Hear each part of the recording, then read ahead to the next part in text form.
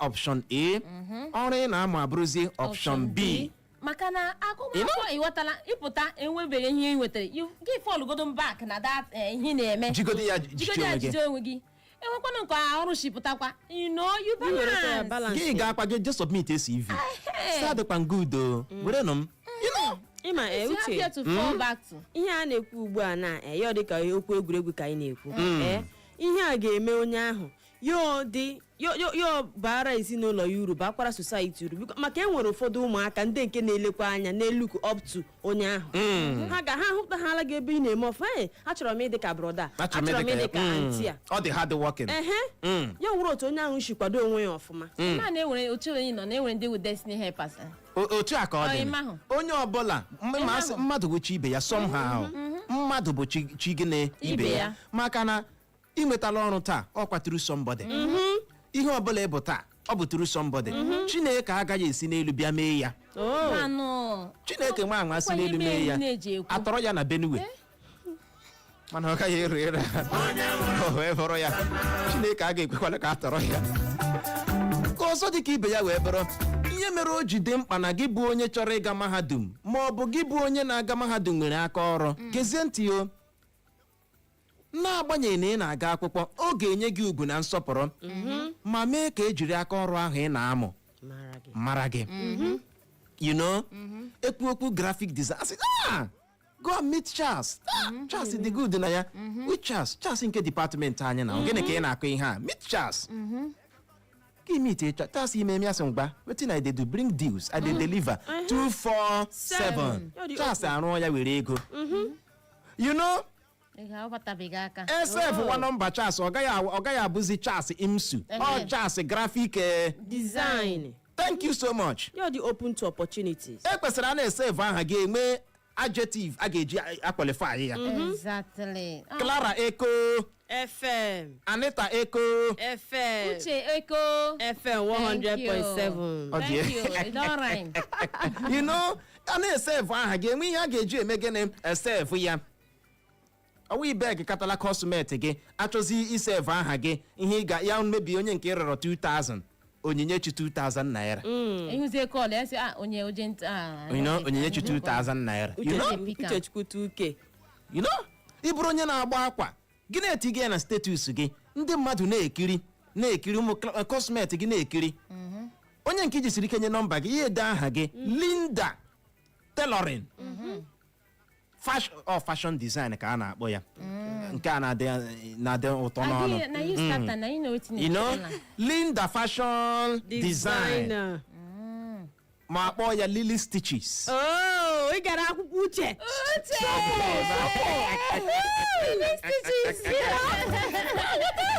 Ya bụ ihe na-atọkwa ịhụna ka ya bụ ihe si agakọ ịma asị ihe dị mma dị mma ikwu na o mere gịnị na ọ dị mma. Lily Stitches. Mana ị gaa na mahadum you don't have handwork ihe pụtara ụwa bụ ime vote for me ad incredible vote for me ad incredible why iji agbakeri ala ike kpatụ ego ebunye gị rie gbafuo vote for me mgbe ọbụla of the greatest Nigerian student great of the gbagba gbogbo ọ bụchala ọ dị oke mkpa na okwu dị otu etinyere ya gịnị ọnụ ị na-aga mahadum jee chọọ ọrụ ị ga-amụ ihe niile ebichaghị na ịnọ na kamera rapụta ire ka mgbada rapụta ire Chizi say hi Chizi arapụta ire otu a were aka tinye n'ike otu a mee obichahụ we are catching fun without no handwork.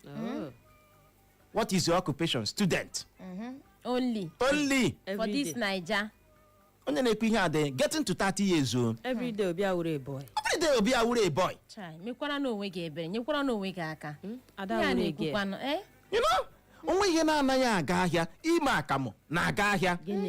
Ire ahụekere bụ granọt na-aga ahịa. Ịma why? Agụrụ dị n'obodo.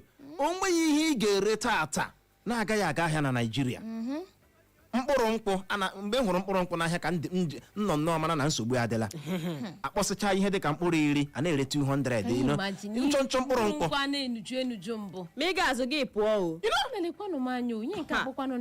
iji wee gwa gị na onweghị ihe ọbụla ibinyere aka na Naịjirịa na-abụghị gịnị ego anyị ekwuchala nke anyị gị nwa bụ onye na-ege ntị ngwanụ anyị enyefeela gị baton n'ihi ya ekwentị gị ọ dị ebe ahụ ị ga-agbalị bulie ya ma nye ọsịsa na ajụjụ a kedu aka ọrụ mara mma gị bụ onye na-ege ntị ga-agba onye na-aga akwụkwọ si ya mụọ were ya ọzọ kedu aka ọrụ mara mma gị bụ onye na-ege ntị ga-agba onye na-aga akwụkwọ si ya mee gịnị mụọ ị nwere ọsịsa gaa na Facebook anyị taịpụọ Eko FM jiri capital letter dee ya ị ga-adị na-ekiri anya live ebe ahụ ga-edrọpụkwa kọmentị gị ya bụrụ na ị chọrọ ịkpọbata n'ihe omume a jiri akara ekwentị ndị abụọ uche cherekwa anyị nọkwa na YouTube page ịna-aghọta Eko FM chọọ anyị na YouTube ị ga na-ahụkwa anyị ruola ebe ahụ Facebook YouTube anyị nọchi ya Eko FM ndị ọma mana were akara ekwentị a ji kpọbata ma manye ọnụ na ya bụ okwu anyị ji n'aka na mgbede a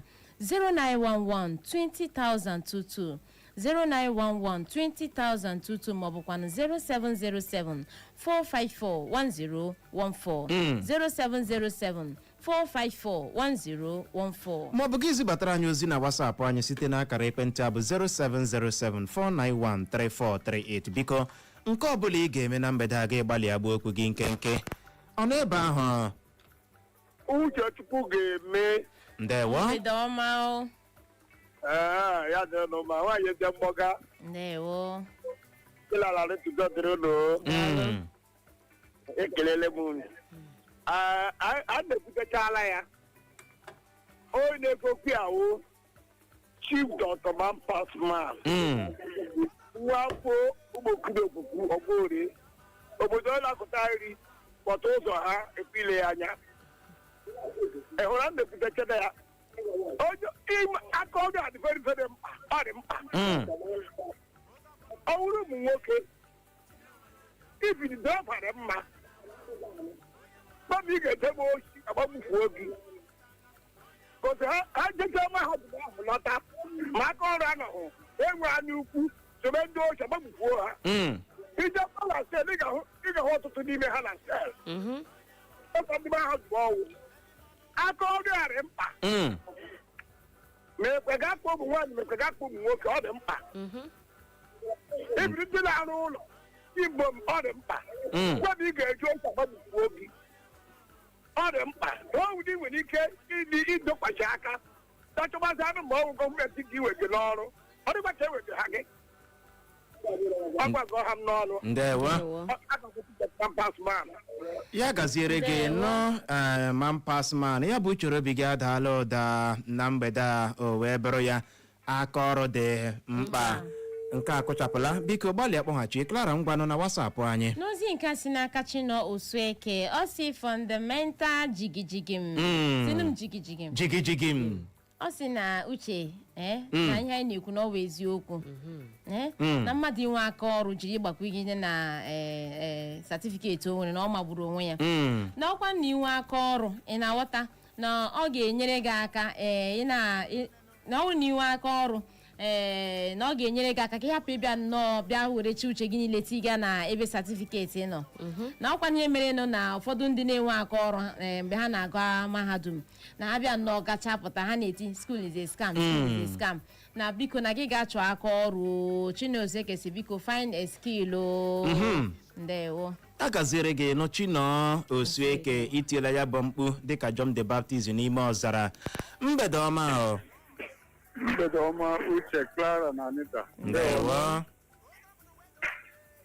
ọ Samuel esi m naze na-akpọ ya gaziere gị nụ Samuel nna m okwu unu ji n'aka na mgbede a ya first grade ahịa ga-enye ya 110%. Ndewo. Ma ọ na amakị ya amakị. Uche. Isi wee maa atụ, o nwere my cousin brother mụ na ya biri mgbe m bi n'Ọkigwe. Ọ mụrụ weda. Ọ weda ahụ ka o ji zụọ onwe ya na distant education. Ịghọtara? Weda ahụ ka o ji zụọ onwe ya, enyi ya nwoke na-ese foto mgbe ahụ. Ihe o ji zụọ onwe ya foto ahụ ọ na-ese, onye ka ahụ wụ ọ na-arụ na ship company now, that guy. Onye nke akwanụ ka wụ injinia ahụ ọwụ. o jighị satifiketi ahụ arụ ọrụ ihe o ji arụ ọrụ uwe dị ahụ ọrụ ụlọ elu na vileji ọ na taụn. So ihe unu na-ekwu unu kwuchie ya ike ka ndị na-anụ wee nụrụ bikos ije onye aka ọrụ na agụmakwụkwọ ọnụ ọ ga-enye gị progres udo dịrị unu. dịkwara gị nụ nwoke ọma enyi ọha ya bụ uchoro obi gị adaala ụda na mgbede wee bụrụ ya mgbede ọma uche ya dịrị gị na mma o. dịkwara gị nụ Clara ya gaziela gị gazikwara gị yeso mgbede ọma. ndewo ọ wee eziokwu na ihe unu na-ekwu dị mma mana ihe mere ụfọdụ ndị mmadụ ji leghara aka ọrụ anya ya dị ka ọ na-akpọ nwụta jem aka ọrụ ọgwụ most of ndị na-arụ ya arụ ndị ekpọrọ nwa ndị politishans tukwumara ọka nọ ya ọrụ ya ka na ya arụcha ọrụ kọma ka kwupụta onye rụrụ ọrụ ụgwọ ele mme because of maybe oyihu suit oyihu ihe a let me again mmadụ ga-ewere 20,000 200,000 1 million nye lọya gaba guzoro akọd kwuo okwu ikpe mana onye ga-arụrụ ya moto ọ ga-eji gaa ọrụ gbaa plen baa ọ gaghị akwụ ihe ụgwọ ọfụma ọ mụrụ ụmụaka ugbo onye jibụla ji lepụ anya ka aka ọrụ enweghị ihe ọwụ mana ọ na-adịkwa mma mmadụ ma aka ọrụ maka echi mana maka ọrụ maka daa gị nke eji aka ọrụ gị jide onwe gị o kwesịrị ifo mmadụ achị ọchịchị ma ọ bụ ifo mmadụ ahụrụ gọvanọ ajọs gịnị nwa aka ọrụ gị ma enweghị aka ọrụ na asaịdị ekwesịrị mmadụ emeghe ọbụla na Naijiria gịnị ka ị na-arụ asụ onwe ihe wuche ge oke asị ya you have no professional aside because onye ọbụla na-enweghị aka ọrụ enweghị what to say ọma what to do gị si ya mgba bido from here ọma what where to start ekwesịrị onye ọbụla wee politician jụọ asị what is your occupation what is your work ndewo ya gaziere gị nọ uche onye adịghị ya njọ na Facebook anyị n'ozi nke a si n'aka Phil Achara ọ si otu obodo a dị ugbu a na ọ dị mma na onye ọbụla nwere aka ọrụ n'obodo China bụ ihe ọ bụ taa n'ihi na ọtụtụ ha nwere gịnị aka ọrụ omedị n'okwu a gaa n'ihu nye aka nwaanyị ọma n'ozi nke a si n'aka Iroka Esther ọ si ndị nke mo n'inwe aka ọrụ ọ dị ezigbo mma ọ dị ezigbo mkpa na ndụmọdụ anya amaka o wee bụrụ ya ahụna m ozi gị MC Humility isi ike na-egbuzibata ozi gị na mgbede a ọ si uche na anyị na-eme a great job na ịhụrụ ịmụ aka ọrụ tupu agawa mahadum nke ahụ the best ya gaziere gị nọ MC Humility mgbede ọma Uchenna Clara ndewo Clara ọnụ ọha clever anyị dị mma gaa n'ihu lọvụ nwaka eze Dari kwa kina mao. Ndewo. No mao sere bu tiro kala lo ba mo ke wa ham. Use ko le ya nne ku re mao ta ko re mao atala. Akoro do kemba. Buta se mao to akoro we ngano bi don ti lo wa akuta. Ane mo akoro ga do na hun ti ru ge nga ge sef. But o we na zo anya to ga anya nwere ki na zo anya o nwere ngbo ge ru ye fe di but akoro ije ga ru da akoro ti wa nka akuta. So onye nwa akọrọ to onye ka onye ahụ so that's make a little to shi to kwukwa mbere ihe nnunu kwuwara bana anya na anya ya ka ji ngwa nwoke wa ha m ya gaziere gị no love nwaka eze n'ozi nke a si n'aka Bartolomeo ọkwawa aha gị Okonkwo ọ si mgbede ọma the three wise people in the studio na biko there is dignity in labor ọkwa ị na-aghọta na o nwere this exceptional joy mmadụ na-enwe ma ọ na-espend ego ọ tara ahụhụ ma egene kpata ọ si handwork pays hugely aka ọrụ na-akpọ ụgwọ ebe o buru ibu gaa n'ihu nyekwe aka nwaanyị ọma n'ozi nke si n'aka Sunshine Izuchukwu ụka ọnụ ọ si mgbede ọma Uche Clara na Anita ọ si aka ọrụ dị mma ịmụ amụ dịka ndị a ka esi edozi ekwentị website design nakwa software developer ịkwa akwa nakwa software developer ịkwa akwa ịma ka esi ere ọgwụ nakwa ire akpụ ụkwụ asụwa mara anyị mma papa ejima always cares ndewo ya gaziere gị no Sunshine Izuchukwu ewo nke akụchapụla gbalị akpọghachi ọ n'ebe ahụ ọ nọ ya Uchenna ndewo ya na Clara nwaanyị ọma nwaanyị eze mkpọga Aneta, unu niile, n'ozikwa ole. Anyị dị mma o. Mgbede ọma. Mgbede ọma agaziela nụ taa o. Ha na okwu ahụ wefara Chineke ga-agọzi n'otu n'otu n'aha Jizọs. Amen. Eziokwu mbọ nọ na-agba unu ga-enwe ọlụ ọma n'aka Chineke. Ọ onye akwara onye amaghị ihe unu na-emecha ihe dị mkpa. Maka ihe unu na-eme na-akpọlịta akọ na uche ọtụtụ mmadụ. Ana m ege mgbe niile. Yes, alakịrị m ya too much. Okwu ahụ ukwu ga n'abalị a maka aha m wụ senior evangelist Austin Ben Ọhanụmma. Echi m ụmụgụnwa anyị wụ ndị echere ojezuru obodo. Anyị echela m ya chesie ya ike. Chesie ya ike ịnọ ị ga-ahụ anyị n'ụbọchị Satọde. Ya gaziela na. So anyị na-ekwu akaọrụ awụhụ na ọdịdị mma, akaọrụ amaka nke nwere akaọrụ mara mma. Mụ onwe m na-ekwe ekwe jere skuulu mana enwere m ụzọ aka m abụọ. Ịhụnanụ? Yes, ana m ma m na primary school enwere m electrical work. Ana m eme electrical work. Echikwa m ime ya ma anọ m na-arụ ya mee plumbing work. Yes, before na-agawakwa akwụkwọ godokwa ga ngodo ji arụmọrụ ọ ndị ahụ awụdị certificate ka m ji arụ ọrụ daga ma bụrụ onye ozi Chineke.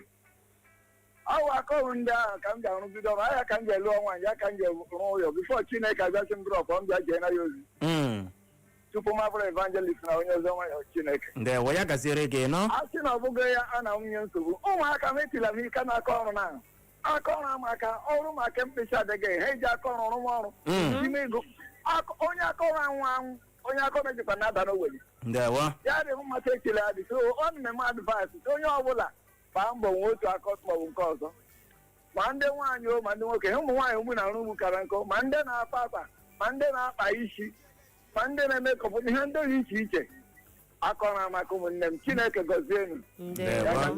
Ya gaziere gị nọ nwoke ọma. Na Facebook anyị n'ozi nke a si n'aka Ijeọma Chigozie ọsọ okwu anyị maka na biko ọ ga-adị mma ụmụ nwaanyị gba mbọ mụọ aka ọrụ tupu ha abanye mahadum na aka ọrụ dịka photography and video coverages mechanic ụmụ nwaanyị mechanic ọsị printing and graphic designing welding fashion designing and so on ihe ndị awụcha aka ọrụ ya gaziere gị gaa n'ihu nyekwu aka nwaanyị ọma. N'ozi nke si n'aka Chima Nwosu ọsọ Uchenna Clara ọ sị Naijiria ugbu a hụrụ aka ọrụ n'ọdị oke mkpa. Ndewo o wee bụrụ ya gaziere gị nọ ka ọ dị Igbo mụrụ nze ma ọzọ ọ bụ n'ebe a ka anyị ga-achịkọlata ya iji hụ ohere jee wetere gị akụkọ ụwa bụ nke ga-abịa kpọmkwem mgbe ọ kụrụ elekere 6 nke mgbede a. O zochala nụ ma wacha n'ihi ya ka ọ dị nnọrọ ebe ahụ emekwala nga ya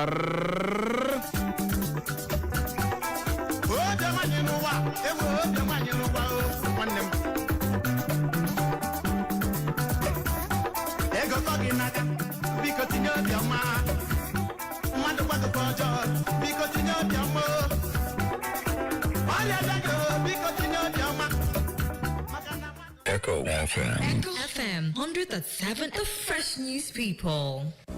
Have you heard of Dr. Vigo Biosciences? Oh yes!